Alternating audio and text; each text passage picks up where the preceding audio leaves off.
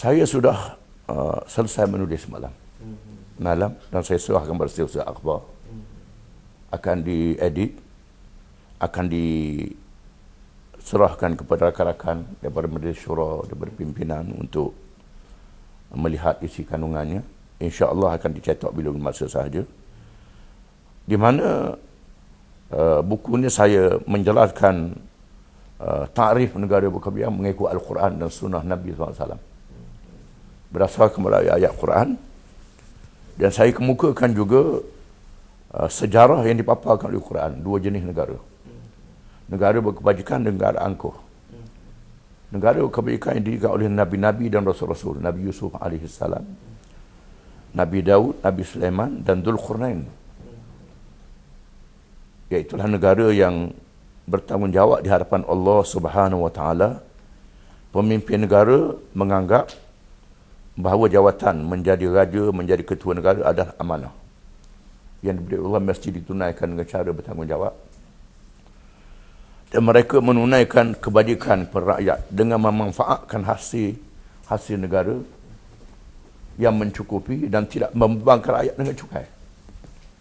Bahkan cukai diambil berdasarkan kepada kemampuan rakyat. Apa yang berlaku ialah negara yang adil memajukan hasil negara sehingga mencapai kejayaan dan kemajuan yang sangat pesat. Dan negara ini mempunyai wawasan, iaitu wawasan menuju ke negeri akhirat, mendapat keredaan Allah SWT. Berbeza dengan negara angkuh yang didirikan oleh seperti Fir'aun, Namrud, Ad dan Samud yang dipaparkan oleh Al-Quran.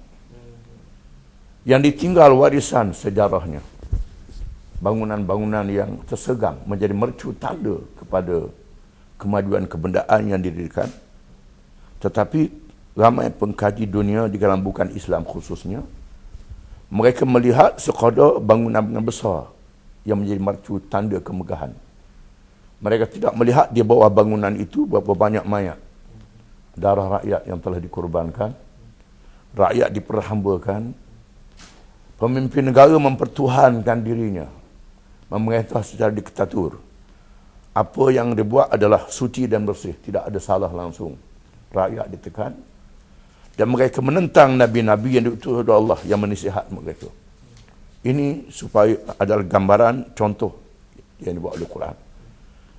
Dan saya juga memaparkan negara yang didirikan oleh Nabi SAW di Madinah, yang menerima masyarakat majmuk. Bukan saja orang Islam, termasuk kalangan bukan Islam, berbagai agama. Dan Nabi telah berjaya melahirkan pemimpin-pemimpin yang berwibawa. Dan seterusnya berjaya menubuhkan kerajaan Khulafa' Rasyidin dan kerajaan contoh selepasnya Khalifah Umar bin Abdul Aziz. Setelah menumbangkan dua kuasa besar dunia, Parsi dan Rom, bukan dengan kekuatan bala tentera Islam yang kecil dibandingkan dengan kekuatan tentera musuh. Di samping pertolongan Allah yang memberkatkan pemerintahan itu, ialah rakyat-rakyat yang lemah yang ditindas tidak menyokong kerajaan-kerajaan mereka. Dan rakyat ini menerima pemerintahan Islam yang adil dan baik. Setelah Islam melaksanakan pemerintahannya, rakyat yang diperhambakan menjadi tuan tanah, menjadi peniaga yang bebas. Orang Islam menyumbangkan zakat, orang bukan Islam menyumbangkan cukai. Zakat bersifat ibadat, cukai tidak bersifat ibadat, sebagai tanggungjawab. Merupakan tanggungjawab bersama.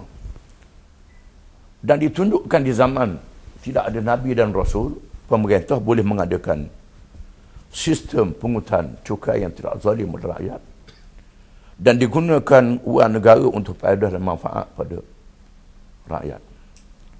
Seterusnya saya memperkenalkan negara berkebajikan yang diserlahkan melalui buku jingga yang kita bentuk bersama dengan Pakatan Rakyat.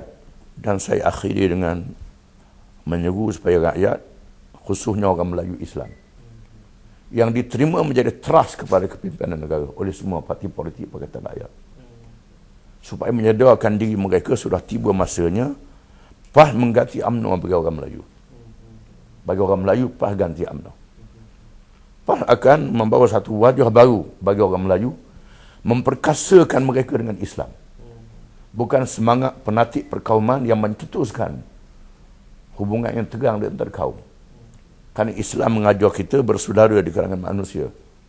Sebagaimana dipaparkan oleh Nabi SAW dalam negara awal, ini yang perlu kita perkenalkan. Bukan menonjolkan keperkasaan kaum melalui semangat kebangsaan yang fanatik, yang diapi-apikan, yang sebenarnya tidak menimbulkan natijah yang baik. Sudah tiba masanya rakyat melalui Islam menjadikan PAS sebagai ganti kepada UMNO untuk menyelamatkan negara. Dalam masa yang sama, rakyat yang bukan Islam tidak perlu takut dan bimbang kepada PAS. Melalui contoh yang kita tunjukkan, yang kita perintah dan penyertaan kita dalam Pakatan Rakyat, dan sudah tiba masanya rakyat bukan Islam juga membuat perubahan bersama dengan Pakatan Rakyat, dengan kita menyadari bahawa perubahan tidak boleh berlaku malaikat secara bersama. Di mana tidak berlaku dengan orang Melayu saja berubah, kaum lain saja berubah, tetapi kita semua berubah melalui Pakatan Rakyat.